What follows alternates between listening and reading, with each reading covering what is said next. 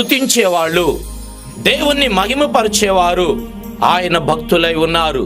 ప్రియులారా, శోధన రాగానే కృంగిపోయి, వేదనలో నలిగిపోయి, సమస్యల వలయంలో దేవునికి దూరం అయిపోయేవారు భక్తులు కాదండి.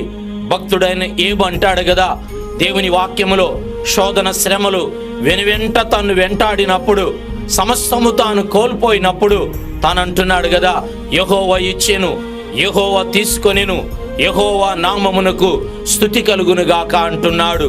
అంటే శ్రమలలో, శోధనల్లో, కష్టాలలో, నిందలలో, అవమానాలలో ఎవరైతే భక్తి జీవితంలో నిలబడతారో, ఏ సేవకుడైతే తట్టుకొని సేవ చేస్తాడో, ముందుకు కొనసాగుతాడో వారే తన భక్తులై ఉన్నారు, వారే దేవుని బిడ్డలై ఉన్నారు.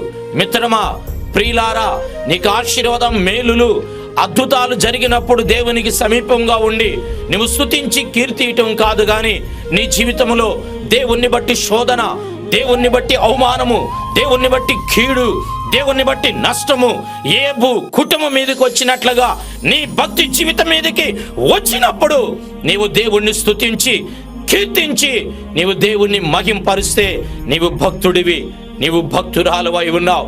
దేవుని వాక్యములో ఈరోజు అందరూ భక్తులు అయిపోరు, అందరూ దేవునికి శ్రేష్ఠులు అయిపోరు, అందరూ దేవునికి ఇష్టలు కారండి.